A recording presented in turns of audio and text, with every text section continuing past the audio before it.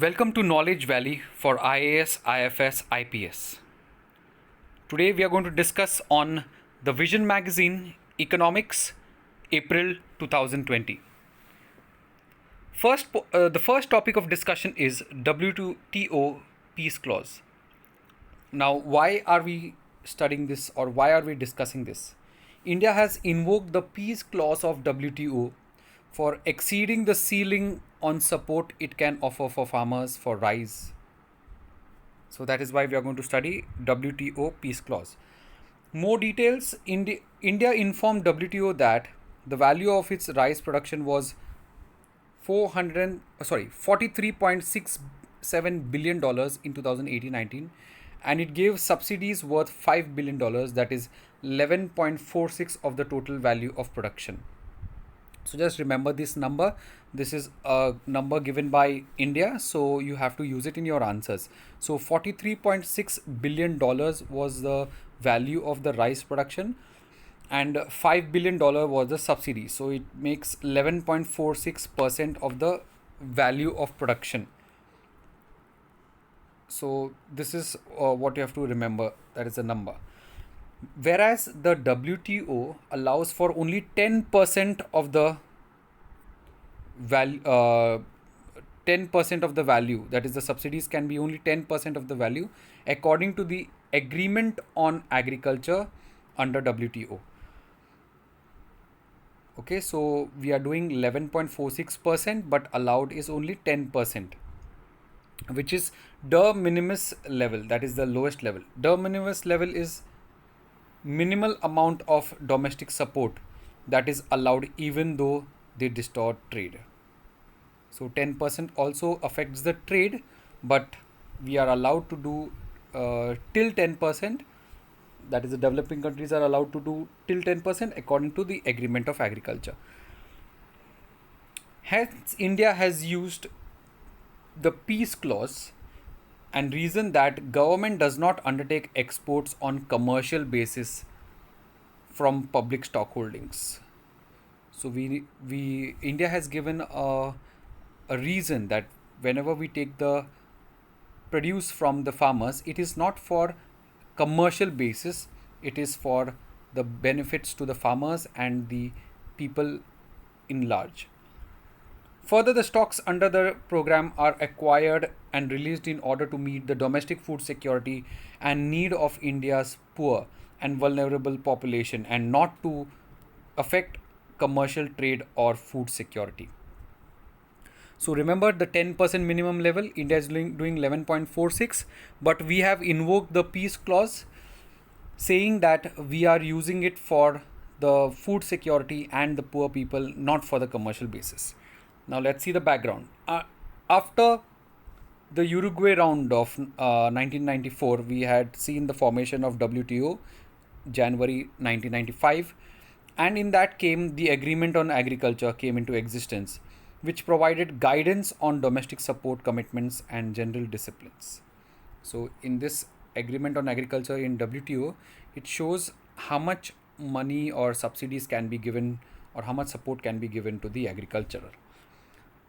Under the agreement to limit trade distorting support measures, members need to curb their policies by quantifying and gradually reducing all domestic support measures through the aggregate measurement of support, or amber box. So under these agreement, what the countries have to do is they should curb their policies by quantifying and gradually reducing all the domestic support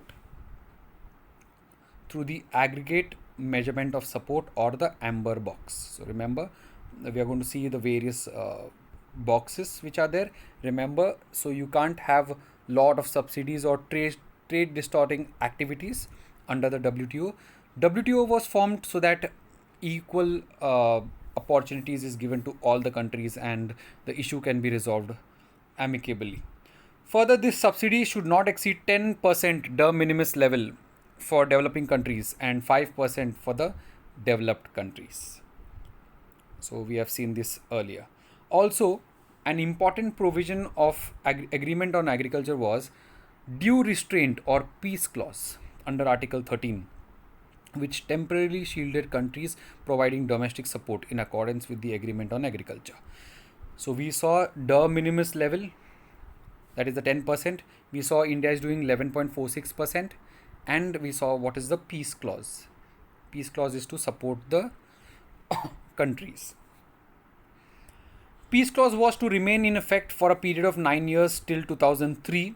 However, G33 containing developing countries led by India found it hard to fulfill food security commitments, and they revived the peace clause temporarily for 4 years in Bali Ministerial Conference 2013. So remember, G33 is for WTO and asking for peace clause to be increased. So like for example, G4 is for United Nations, G33 is for WTO, and India is the head and asking for the peace clause to be increased, which happened in 2013 in Bali, and it was increased for 4 years.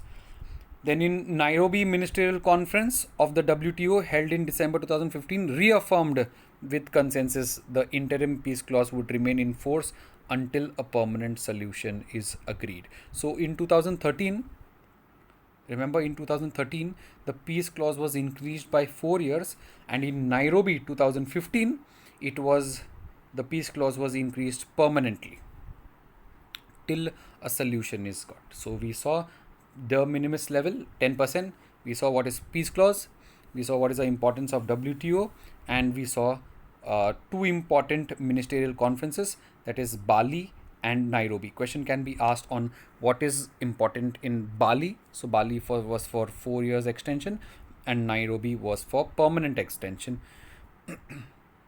Then we'll see what is peace clause. Peace clause protects a developing country's food procurement program against action from WTO. It also provides that green box domestic support measures cannot be subject of countervailing duty. However, other domestic support measures which are in conformity with the provisions of the agreement on agriculture may be the subject of countervailing duty actions. So in the peace clause, food procurement programs do not come in, or they can be extended in the, according to the peace clause, they can be extended. So you will not, the countries will not be able to follow the 10%. And second point is the green box domestic support cannot face countervailing duties. Hence, under the present peace clause, developing countries can provide WTO prohibited subsidies to farmers without inviting any dispute. So using the peace clause, the disputes cannot be brought in by the WTO. Now let's see what is this green box and the amber box and the blue box. Okay, so types of subsidies under the government. First we'll be seeing the green box. It is a domestic support measure that doesn't cause trade distortion, or at most causes minimal distortion. Hence they don't have any reduction commitments. They are implemented as programs aimed at income support to farmers without influencing the current level of production.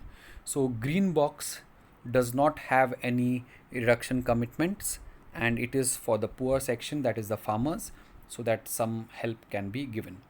They comprises of two support groups, that is public services programs, for example research, training, marketing, promotion, infrastructure, domestic food aid, or the other, that is public food security stocks, etc., and direct payment to producers, which are fully decoupled from production, such as income guarantee and security programs. So these are there in the green box to support the farmers, to support the producers, so that minimum support can be given, but it should not be trade distorting, and it means that the trade should be affected minimally. Next is the blue box. These are subsidies that are tied to programs that limit the production. The blue box subsidies aim to limit production by imposing production quotas or requiring farmers to set aside part of their land. So in green box, remember, subsidies are given to the farmers so that they can be it includes public service programs and direct payments, whereas in blue box there is a aim to limit production. So if there is an aim to limit production, then it comes under the blue box. It covers payments directly linked to acreage or animal numbers. The blue box measures are exempt from reduction commitments. Again, the blue box are also exempt from reduction commitments. It is aimed to limit production. Then you have aggregate measurement of support, or the amber box. This is very important. Amber box. It represents trade distorting domestic support measures. Now this is very important. So blue box and the green box does not come under the reduction commitments, but the amber box comes. It is called aggregate measurement of support. These support are subject to limits. De minimis or minimum support are allowed. It consists of two parts, that is product specific subsidy, total level of support provided for each individual agricultural commodity such as MSP. So the amber box includes the MSP, that is product specific subsidy. But there is a de minimis, that is 10%, till 10% is allowed. Non-product subsidy,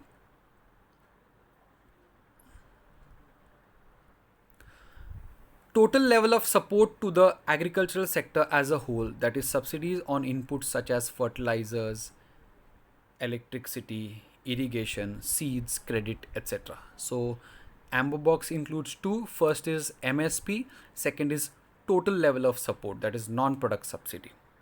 Okay. So the next topic of discussion is special drawing rights. Now why are we discussing this topic? A proposal of IMF to issue $500 billion as SDR. So the IMF issued additional $500 billion special drawing rights, and this was blocked by India and USA. Now we'll understand why it was blocked. Before understanding that, let's see what is IMF, International Monetary Fund. Okay. It is an organization of 189 countries working to foster global monetary cooperation, secure financial stability, and facilitate international trade. So IMF is for global monetary cooperation, securing financial stability, and facilitating international trade to promote employment, sustainable economic growth, and reduce poverty around the world. IMF's main purpose is to ensure the stability of the international monetary system. So it is for economics, it is for growth, it is for development, and it is for stability of international monetary system. The system of exchange rates and international payments that enables the countries to transact with each other. Its mandate was updated in 2012 to include all macroeconomic and financial sector issues that bear on global stability. So remember, IMF's role is for ensuring stability of international monetary system, plus now it is also for monetary cooperation, financial stability, and international trade. IMF was created in Bretton Woods Conference 1944 and came into operation in 1945. Headquarter is Washington DC. It is a specialized agency of United Nations. So many a times asked, specialized agency of United Nations, and are that coordinates their work with the United Nations through negotiated agreements. Okay, so it acts as a specialized agency of United Nations, and they work in a coordinated manner. Other financing methods used by IMF apart from SDR are rapid credit facility. So we are going to see the SDR. I was just discussing IMF, remember 1944 and operation in 1945. It is a part of Bretton Woods Conference, headquarters at Washington DC. Other financing methods are rapid credit facility. It provides for rapid concessional financial assistance with limited conditionality to low income countries facing an urgent balance of payments need. So apart from SDR, that is special drawing rights, it gives money to the low income countries as rapid credit facilities. This is concessional financial assistance. It was created under the Poverty Reduction and Growth Trust. Remember, Poverty Reduction and Growth Trust, and it is a concessional financial assistance. It places emphasis on the country's poverty reduction and growth objectives. Rapid financial instrument provides support to meet a broad range of urgent needs, including those arising from commodity price shocks, natural disasters, conflict and post conflict situation, and emergencies uh, resulting from the fragility. Okay, so what we have to remember is the first thing that we have to remember is the rapid credit facility, rapid financing instrument, and rapid financing instrument is for commodity price shocks, natural disasters, conflict and post conflict situations, emergencies. Catastrophe containment and relief trust. So catastrophe containment and relief trust allows IMF to provide grants for debt relief for the poorest and the most vulnerable countries hit by catastrophic natural disasters or public health disasters. It was established in February 2015 during the Ebola outbreak and modified in March 2020. So three financing methods, that is rapid credit facility for balance of payment needs. Then you have rapid financing instrument for range of urgent needs like disasters and conflict resolution and emergencies, and catastrophe containment and relief trust for natural disasters and public health disasters. Now let's see what is a special draw. We will see about the SDR and then we will go ahead with the current news which is there. Now, SDR is an international reserve asset created by IMF in 1969 to supplement its member countries' official reserves. So, initially, just now I told you about the other three reserves, or you can say the funds and the instruments. Now we are talking about the special drawing rights. So, it is an international reserve asset created by IMF in 1969. So far, 204.2 billion, that is about US dollars to 281 billion, have been allocated to members. So, special SDR 204, that is equivalent to US dollar 281 billion, have been allocated. The value of SDR is calculated from a weighted basket of 5 currencies. Many a times question again asked, SDR is compared to which currencies, or it includes what currencies. So it is calculated from weighted basket of 5 major currencies, that is US dollar, euro, Japanese yen, Chinese renminbi, and British pound. So again I'll repeat, you have US dollar, euro, Japanese yen, Chinese renminbi, and the British pound, and all these 5 baskets are present in the SDR. So SDR basket is reviewed every 5 years or earlier if warranted, to ensure that the basket reflects the relative importance of currencies in the world's trading and financial systems. Technically, the SDR is neither a currency nor a claim on the IMF itself. So it is neither a currency nor a claim on the IMF. Instead, it is a potential claim against the currencies of IMF members. So if you, it's not a currency nor a claim on IMF. You can't claim IMF saying that you need to give me so much, or we are, if you have some amount of the SDR, doesn't mean that you can claim that this much is my part of IMF. Okay, you can use that SDR and exchange it with the other currencies. That is what is the meaning of SDR. SDR augments international liquidity by supplementing the standard reserve currency. So it is useful for increasing international liquidity. SDR serves as a unit of account of IMF and some other international organizations like African Development Bank and Bank of International Settlements, etc. So it is a unit of account of the IMF. SDRs can only be held by IMF member countries and not by individuals, investment companies, or corporations. So remember, SDR increases the liquidity. It is not a claim on the IMF. serves as a unit of account of IMF, and it can be only held by IMF member countries, not individuals. An SDR allocation is low cost method of adding to member nations international reserves, allowing members to reduce their reliance on more expensive domestic or external debt. So it is a low cost method of given to the member nations so that they can get some money. SDR used by IMF to make emergency loans and are used by developing nations to shore up their currency reserves without the need to borrow any money at high interest. So it is used by IMF to for emergency loans. So when we say SDR, remember special drawing rights. It is not a claim, it is not a currency, it is for international liquidity. It is a unit of account of IMF, can only be held by countries, not individuals. It is low cost method of getting some international reserves, and it helps in the member countries to increase their currency reserves. And how SDRs are used?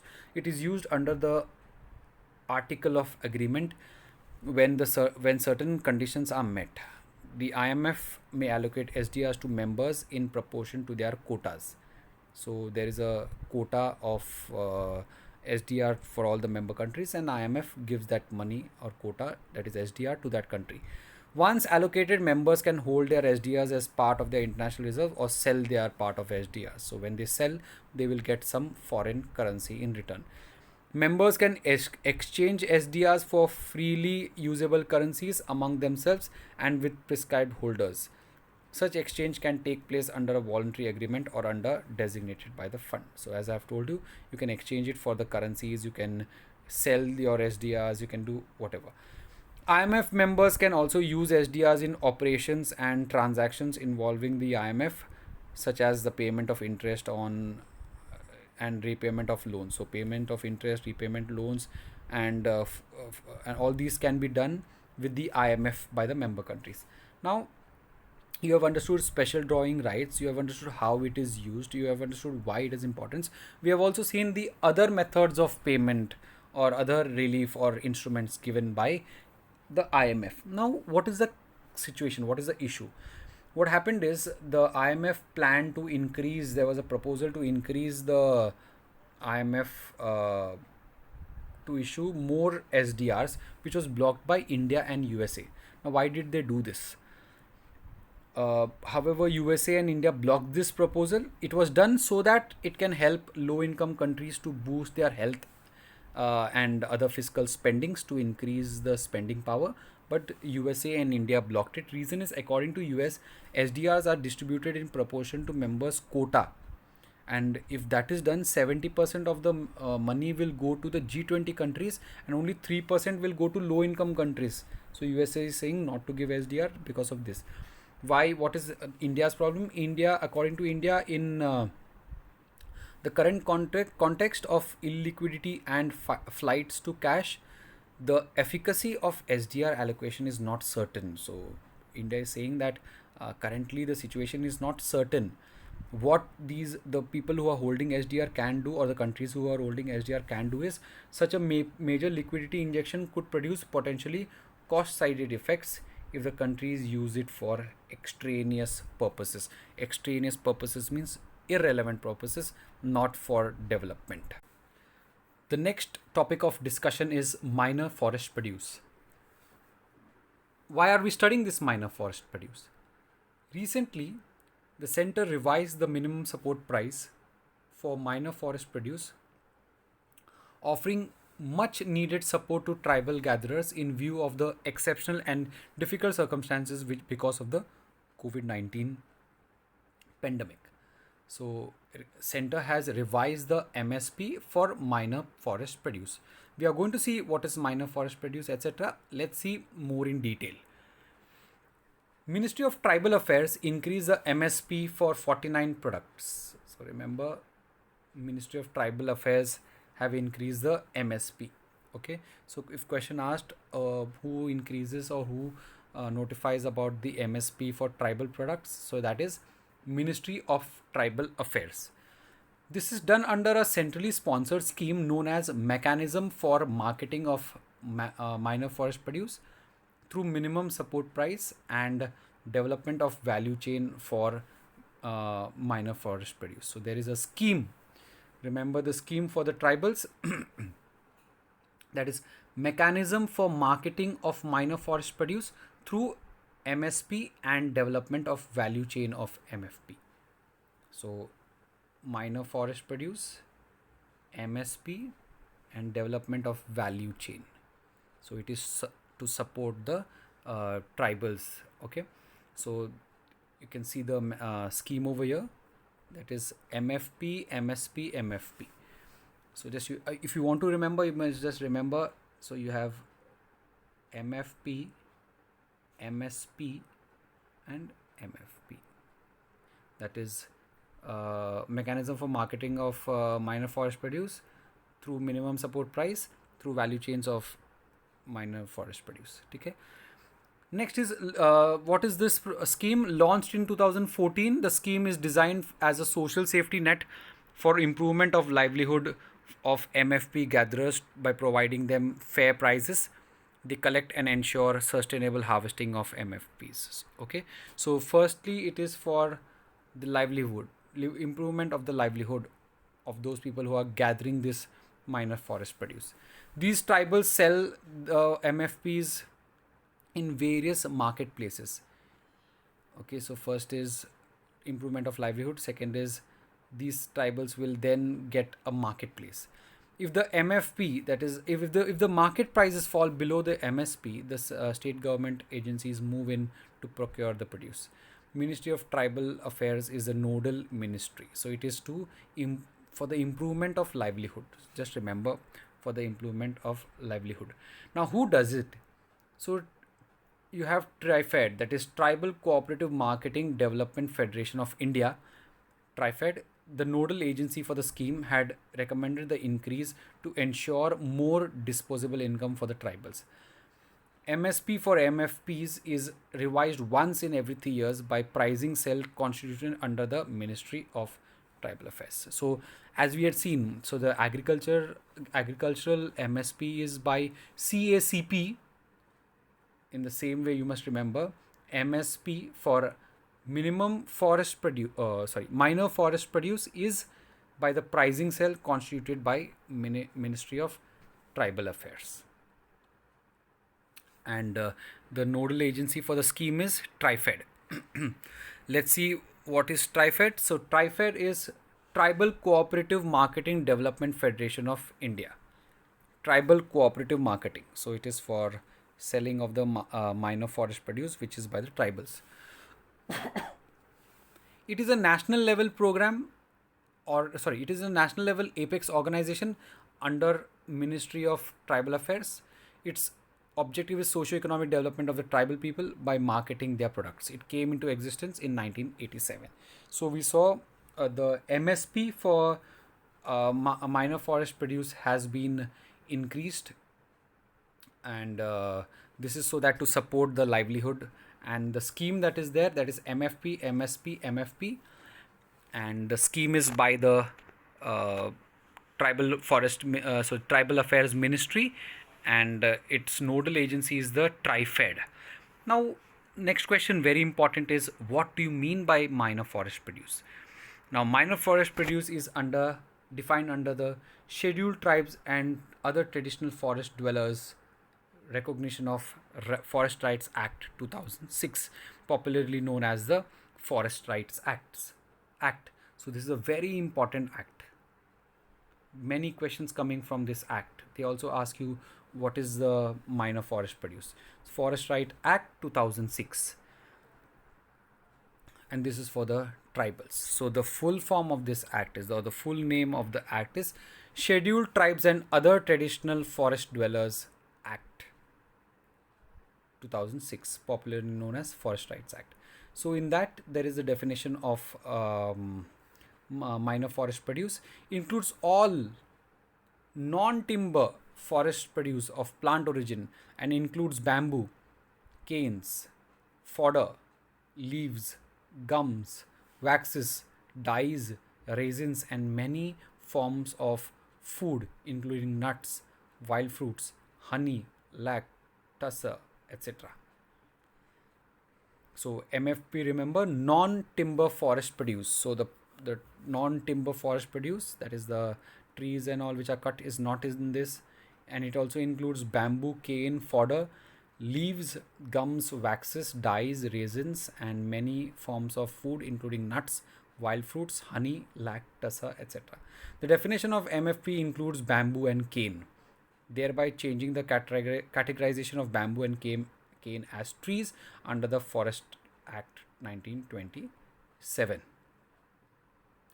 In the Forest Act 1927, there is the categorization of bamboo and cane as trees, which is not there in the Forest Rights Act. So just remember, in Indian Forest Act 1927, bamboo and cane are categorized as trees, whereas in this Forest Rights Act, it is not categorized as trees. PESA 1996 and Recognition of Forest Rights Act 2006 conferred ownership of MFP, that is minimum minor forest produce, to forest dwellers. Forest Rights Act also recognizes and vests individual forest dwellers with forest rights to own and dispose forest products from forest where they have traditional access. So remember, first of all, in the Forest Rights Act, the MFP is defined. You must remember specifically bamboo and cane, which is a tree in the Forest Rights Act. Sorry, in the Indian Forest Act, whereas it is not considered in the trees in the Forest Rights Act. PESA and which is there in 1996 and Recognition of Forest Rights Act 2006, both are conferring ownership to the MFPs to forest dwellers, that is the tribals. And finally, a lot of rights are given to own and dispose the minor forest produce to the people. Significance. So what is the significance of MFP? Around 100 million forest dwellers depend on the various minor forest produce for food, shelter, medicines, and cash income. So there are many people depending on this MFPs, that is minor forest produce. That is a report of the National Committee for Forest Rights Act 2011. Tribals derive 20 to 40% of their annual income from MFPs. As per the Hague Committee report, May 2011, the procurement value of 14 major MFPs is estimated rupees 1,900 crores, that is including tendu and bamboo. So around 1,900 crores is the money which these tribals earn, and that is the 20 to 40% of their annual income, and 100 million forest dwellers are depending on them. This activity has strong linkage to women's financial empowerment, as most of the MFPs are collected and used and sold by women. So just remember, it is helping in their livelihoods, it is helping to augment the income, it is also it accounts for an important tool for women empowerment also. So we saw what is minor forest produce, we saw what is TriFed, we saw MFP, MSP, MFP. We also saw the Forest Rights Act, what is written in the Forest Rights Act about minor forest produce, and we saw its significance.